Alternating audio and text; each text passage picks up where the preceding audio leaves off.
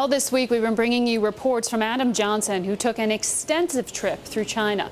He traveled with hedge fund manager Dave Stroud from TS Capital, who was hunting for investment opportunities in this emerging market. But as you've seen, it takes a lot of work. Here's the final installment of Behind the Wall. 6 cities and more than 3,000 miles in just 10 days. Understanding China means seeing it firsthand. Commodity investor Dave Stroud of TS Capital invited me along for the ride, joining his team's due diligence trip.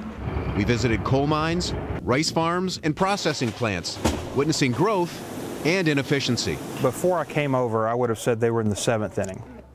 Now that I've actually spent 10 days here, I'm going to say they're in the 3rd inning. What China is trying to do in 15 years, it took the United States 50 years to do.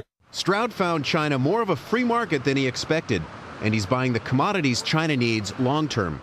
Palladium used in catalytic converters due to the accelerating demand for cars. Copper for modernization and infrastructure. Stroud also wants to partner with local companies to help them become more efficient 800 more and profitable, especially in agriculture. I think the biggest opportunity is in farming, the farming of cotton. All right, why? 2 main reasons. One, futures price, and second, they pick cotton by hand. With the futures price, if you ask an American farmer the price of cotton, they'll be able to tell you at any time within 1/10 of a penny what the price is. And what about here in China? Here in China, I just spoke with a Chinese farmer, and they didn't realize the price had doubled in a year. Unbelievable.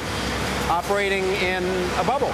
That's correct. And the second opportunity would be that they pick cotton, they actually still pick cotton by hand. They're not using machinery. That's where a huge opportunity is. The nice lady that we met a few days ago did not realize that she had $1 million of inventory, and she was probably paid $20,000 US dollars for it. I don't think she would believe us if we said this right here, this cotton field is worth $1 million in the United States. I don't think she grasps that concept. That's going to change at some point in time, and maybe it's meeting someone like me who just says, hey, I'd like to come in as your partner, and at some point in time, help you make more money. That's correct. Stroud says what sets China apart is perspective.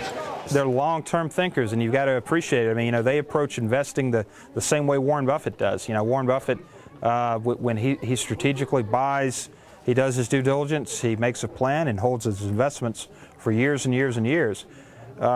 These people do the same thing. They do the exact same thing. Adam Johnson, The Great Wall, China.